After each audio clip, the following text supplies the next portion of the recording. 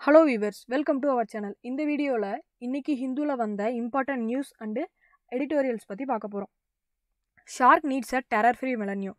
ஷார்க்கோட 36th charter day celebration நேற்று விர்ச்சுவலாக conduct பண்ணாங்க.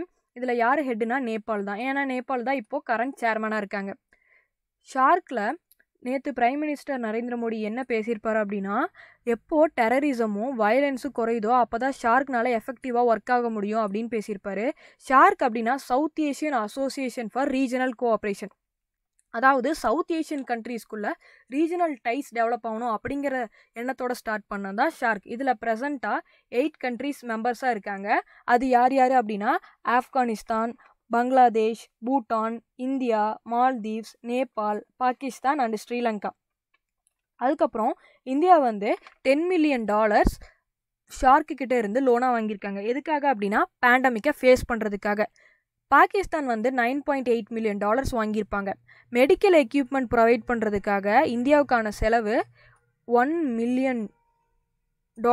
எதுக்காக அப்படின்னா மெம்பர் கண்ட்ரீஸ்க்காக. அந்த மெம்பர் கண்ட்ரீஸ் யார் யார் அப்படின்னா பூட்டான், பங்களாதேஷ், நேபாள் அண்ட் மால்தீவ்ஸ்.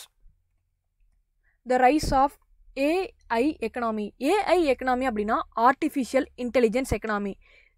இந்த பேண்டமிக்கில் ஆர்டிஃபிஷியல் இன்டெலிஜென்ஸோட தேவையையும் மிஷின் லேர்னிங்கோட தேவையும் நம்ம புரிஞ்சுக்கிட்டோம் அப்படின்னு இந்த ஆர்டிக்கிளில் சொல்கிறாங்க. எதனால் அப்படின்னா, ஃபார் எக்ஸாம்பிள் இப்போ நம்ம நியூஸில் பார்த்துருப்போம், ட்ரோன் வச்சு ஆள் நடமாட்டம் இருக்கா அப்படின்னு பார்ப்பாங்க. எதுக்காக அப்படின்னா வைரஸ் ஸ்ப்ரெட் ஆகக்கூடாது அப்படிங்கிறதுக்காக. இந்த இடத்துல ஆப்சன்ஸ் ஆஃப் ட்ரோனாக இருந்துச்சுன்னா கண்டிப்பாக ஒவ்வொரு இடத்துக்கும் போலீஸ் போக வேண்டியது இருக்கும்.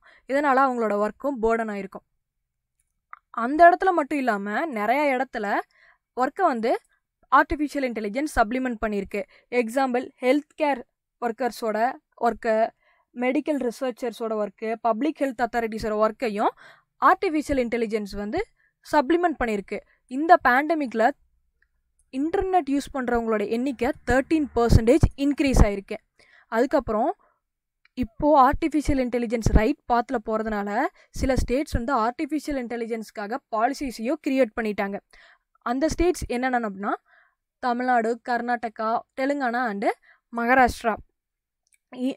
ஆர்டிஃபிஷியல் இன்டெலிஜென்ஸில் ஒர்க் பண்ணுறவங்களோட ஒர்க் ஃபோர்ஸும் அதிகமாகிடுச்சு. இப்போ கரண்ட்டாக 5 lakh எம்ப்ளாயீஸ் ஒர்க் பண்ணிகிட்ருக்காங்க.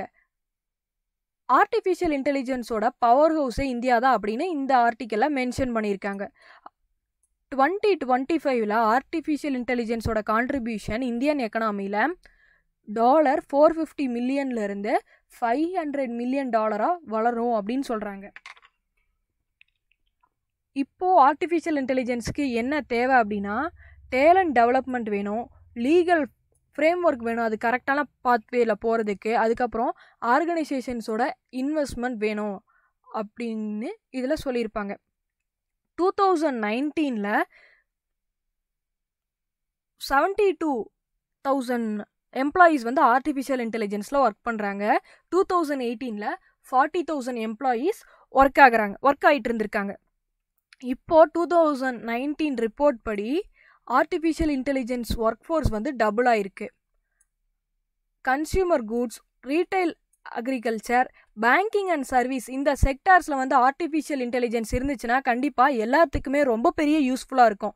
பேங்கிங் செக்டாரில் இம்பார்ட்டண்ட்டாக இருந்துச்சு அப்படின்னா சர்வீஸ் ப்ரொவைடர்ஸ் கண்டிப்பாக இம்ப்ரூவ் ஆவாங்க. இதனால் இந்தியாஸ் டெக்னாலஜியும் இன்வெஸ்ட்மெண்ட்டும் ஆப்வியஸாக இன்க்ரீஸ் ஆகும். ஃபாரின் செக்டார்ஸையும் ஃபாரின் இன்வெஸ்டர்ஸையும் அட்ராக்ட் பண்ணும். ஆர்டிஃபிஷியல் இன்டெலிஜென்ஸ் இது மட்டும் பண்ணாது, இது நிறையா ப்ராப்ளம்க்கு சொல்யூஷனும் தரும். பெட்டர் கவர்னன்ஸாக ஒர்க் ஆகிறதுக்கு கண்டிப்பாக ஹெல்ப் பண்ணும். அது மட்டும் இல்லாமல் சோசியல் இம்பேக்ட், அதாவது சொசைட்டியில் ஏதாச்சும் ப்ராப்ளம்னாலும் இதை வச்சு நம்ம சால்வ் பண்ணிக்கலாம். த டேஞ்சர்ஸ் ஆஃப் மிஸ்பிளேஸ்டு ஆப்டிமிசம். இப்போது ரிப்போர்ட் வந்துட்டே இருக்குது. 7.5% கான்ட்ராக்டை சந்திச்சிருக்கு இந்த செகண்ட் குவார்ட்டரில் அப்படின்னு. ஆனால் இதில் குட் நியூஸும் இருக்குது, பேட் நியூஸும் இருக்குதுன்னு இந்த ஆர்டிக்கலில் சொல்கிறாங்க. குட் நியூஸ் என்ன அப்படின்னா ஃபஸ்ட்டு குவார்ட்டரில் 23.9% கான்ட்ராக்டாக இருந்தது. இப்போது 7.5% கான்ட்ராக்ட் தான் சந்திச்சிருக்கு அப்படின்னு சொல்கிறாங்க. ஆனால் பேட் நியூஸ் என்னென்னா இன்னமும் 7.5% கான்ட்ராக்டாக இருக்குது அப்படிங்கிறதான். லாக்டவுனில் வந்து ப்ரொடக்ஷன் ப்ராசஸ்லேருந்து எம்ப்ளாய்மெண்ட், இன்கம், டிமாண்ட் எல்லாமே ரெடியூஸ் ஆச்சு. இப்போது அதனால் டெபிட்டு, பேங்க் ரெப்யூட்டசி எல்லாமே வந்து இன்க்ரீஸ் ஆகிருக்கு. இந்த ப்ராப்ளமை ஃபேஸ் பண்ணுறது அப்படிங்கிறது ரொம்ப பெரிய ரிஸ்க் தான். கவர்மெண்ட் ரெவன்யூவும் டவுன் ஆச்சு. கவர்மெண்ட் வந்து அவங்களோட எக்ஸ்பெண்டிச்சரை மீட் பண்ணுறதுக்காக இன்டர்நேஷ்னல் இன்ஸ்டிடியூஷனில் கடன் வாங்குகிற நிலைமைக்கு போயிடுச்சு. ப்ரைவேட் கன்சியூம்ஷன் பற்றி பார்த்தோன்னா ஃபஸ்ட்டு குவார்ட்டரில் 27% கான்ட்ராக்டை சந்தித்தாங்க.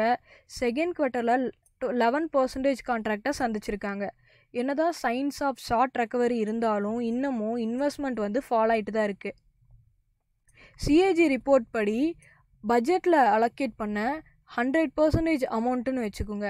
அந்த 100%ல் ஃபஸ்ட்டு 7 monthsலேயே கவர்மெண்ட் வந்து 55% செலவு பண்ணியிருக்கு. இதனால தான் எக்ஸ்பெண்டிச்சர் அவங்க மீட் பண்ணுறதுக்கு இன்டர்நேஷ்னல் இன்ஸ்டிடியூஷன்லேருந்து பாரோ பண்ணுற நிலமை வந்துருச்சு. அது மட்டும் இல்லாமல் ஸ்டேட்ஸ் பார்த்தாங்க, ஸ்டேட்ஸில் state goods and service tax ரெவன்யூவும் ரொம்ப ஃபாலாக இருந்துச்சு. இதனால் ஒரு கான்ட்ரவர்சி யூனியன் கவர்மெண்ட்டுக்கும் ஸ்டேட் கவர்மெண்ட்டுக்கும் வந்துச்சு. இப்போது இந்தியாவுக்கு என்ன தேவை அப்படின்னா வி ஷேப்டு ரெக்கவரி தேவை அப்படின்னு இந்த ஆர்டிக்கலில் சொல்லியிருப்பாங்க. தேங்க்ஸ் ஃபார் வாட்சிங். வீடியோ பிடிச்சிருந்துச்சுன்னா லைக் பண்ணுங்கள், ஷேர் பண்ணுங்கள். இந்த மாதிரி நிறையா அப்டேட்ஸ் வேணும்னா மறக்காமல் சப்ஸ்கிரைப் பண்ணுங்கள்.